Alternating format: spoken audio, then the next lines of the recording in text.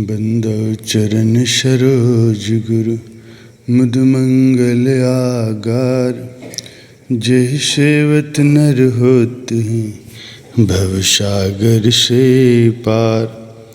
गुरु जी के सिमरन मात्र से नाशत विघ्न अनंत। तासे सर्वारंभ में ध्यावत हैं सब संत। तासे सर्वारंभ में ध्यावत हैं सब संत। संसार का चक्र हर समय जारी है। इसकी हालातें सदैव बदलती रहती हैं। इस तब्दीली के कानून के अधीन जब कलयुग के अंदर लोग परमार्थिक बल बुद्धि से हीन हो जाते हैं, सबकी वृत्ति बहिर्मुखी बन जाती है, अंतर्मुख साधन की ओर किसी का ध्यान नहीं रहता, शुभ गुण नष्ट होकर के अवगुणों की प्रबलता आ जाती है और किसी भी कर्म धर्म की कोई पेश नहीं चलती, तब सच्चे गुरु संसार में प्रकट होकर के जीवों को नाम का दान देते हैं। प्राचीन काल में जितने भी महापुरुष हो गुजरे हैं, सबके अंतर्गत इसी नाम का सिलसिला चला आया है, जो उनकी वाणियों को ध्यानपूर्वक देखने से पता चलता है। हर एक महापुरुष की वाणी के अंदर इसके इशारे पाए जाते हैं। इसकी उत्पत्ति किसी खास समय या युग से संबंध नहीं रखती और न ही किसी ऋषि मुनि या अवतार ने इसको रचा। ये तो कुदरती वस्तु है जो कभी भी पुरानी अथवा मैली नहीं होती। जैसे भेदी के बिना किसी वस्तु का ज्ञान नहीं होता, ऐसे ही संतों के बिना नाम की भी प्राप्ति नहीं होती। संत स्नेही नाम है, नाम स्नेही संत। नाम स्नेही संत, नाम को वही मिला मैं। अपनी मनमति से नाम जपना और गुरमुख होकर नाम लेने में बड़ा अंतर है। मनमुख के किए हुए कर्म धर्म कभी सफल नहीं होते और गुरमुख की कमाई सफल होती है। गुरमुख होने की शर्त है, क्योंकि नाम का अधिकारी केवल गुरमुख ही होता है। चाहे गुरु अपनी दया से नाम दान दें या कोई उनकी शरण में आ जाए तो उसे अपना नाम बख्श दें, परंतु लाभ वही उठाता है जो उसका पात्र होता है। जो पात्र संस्कारी नहीं होता उसकी महिमा को नहीं जान सकता। बादल सब जगह एक समान वर्षा करते हैं, लेकिन जो धरती अच्छी होती है उस पर उसका असर कुछ और होता है और ऊसर बंजर जमीन पर कुछ और होता है।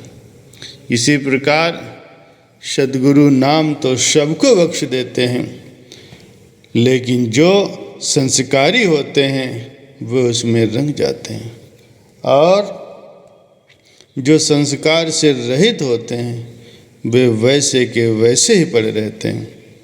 और ये बात प्रत्यक्ष में देखने में आती है कि संतों के दरबार में दो सेवक जब जाते हैं तो उनमें से एक तो अपना सब कुछ बना लेता है और एक के पल्ले कुछ नहीं पड़ता।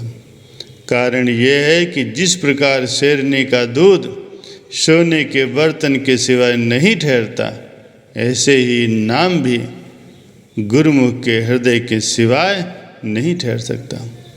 गुरु की तरफ से तो कोई कसर नहीं होती, वे तो दानी होते हैं और इसी दान को करने के लिए ही वे संसार में पधारते हैं। यदि कुछ देर होती है तो वह सेवक की ओर से होती है, क्योंकि वो अभी पात्र नहीं होता। और हकीकत ये है कि नाम का पात्र बनना ही नाम तक पहुंच पा लेना है, आगे मंजिल ही खत्म है। इसीलिए संतों ने मन की सफाई करने के वास्ते गुरु की सेवा का अंग साथ में शामिल कर दिया कि जब सेवा करते करते सेवक का मन शुद्ध हो जाएगा तो वो तुरंत ही नाम की रंगत में रंग जाएगा। क्योंकि जैसे मैले कपड़े के ऊपर भली प्रकार से रंग नहीं चढ़ता, ऐसे ही मैले मन पर भी नाम का रंग नहीं चढ़ सकता। जब वो शुद्ध होगा तो नाम की लाली को ग्रहण करने में उसे देर नहीं लगेगी। यही गुरुमुखता और गुरुमत धारण करने का तात्पर्य है। परम संत श्री कबीर साहब जी फरमाते हैं कि गुरु से ज्ञान जो लीजिए, शीश दीजिए दान, बहु तक भेदों रह गए, राख जीव अभिमान। नाम का हक केवल उत्तम अधिकारी को है, दूसरे को नहीं है। लेकिन सवाल ये है कि मनुष्य उत्तम अधिकारी बनेगा कहाँ से, उसे कौन बनाएगा? इसके लिए भी तो आखिर उसे कुछ हाथ पैर हिलाने की ज़रूरत होगी, या बैठे बैठाए ही वो अधिकारी बन जाएगा। मान लिया कि सुनार के यहाँ जितनी कदर खालिस सोने की होती है उतनी खोटे की नहीं होती, लेकिन खोटे सोने को भी वो फेंकता तो नहीं है। उसकी खोट भी तो आखिर सुनार की भट्ठी पर ही दूर होती है। ये सत्य है कि नाम की कदर जितनी उत्तम अधिकारी को होगी उतनी फिर मध्यम के पास नहीं होगी। लेकिन मध्यम भी तो गुरु के सत्संग से ही उत्तम का दर्जा प्राप्त कर सकेगा। जो लोग इस ख्याल से संतों के सत्संग में नहीं जाते कि जब तक मन शुद्ध नहीं होगा सत्संग का कोई लाभ नहीं, और यही उपदेश वो दूसरों को भी करते हैं, लेकिन वे गलती पर होते हैं। उनसे यदि पूछा जाए कि भाई तुम जो सत्संग में इस ख्याल से नहीं जाते कि आखिर तुम्हारा मन साफ नहीं है, तो क्या सत्संग से दूर रह करके तुम अपने मन को साफ कर रहे हो? ये उनकी परम भूल है, क्योंकि मन की सफाई के लिए ही तो सत्संग है। इसके सिवाय सत्संग का और क्या काम। इसीलिए जो लोग संतों के मार्ग में काम कर रहे हैं उनको इस बात का ख्याल सदैव रखना चाहिए, क्योंकि जो एक बार मार्ग पर चल पड़े वे उठते बैठते एक न एक दिन पर तो मंजिल पर पहुंच ही जाएंगे।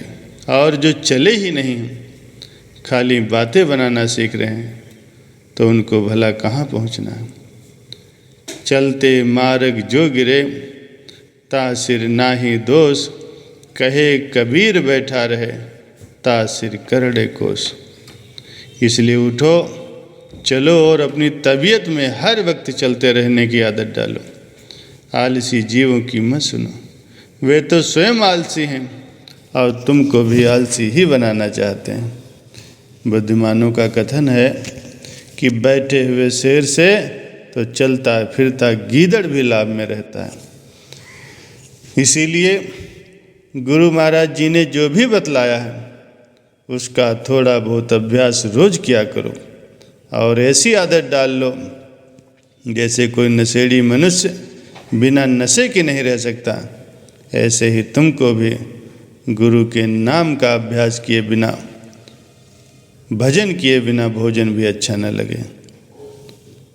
जब ऐसी आदत तुम्हारी हो जाएगी तो फिर समझ लो कभी न कभी अपनी मंजिल पर तो पहुंच ही जाओगे। यदि भजन में मन नहीं लगता तो इसका ख्याल मत करो, पहले अभ्यास में बैठने की आदत दृढ़ करो। जब आदत हो जाएगी तो फिर मन आपसे आप लगने लगेगा।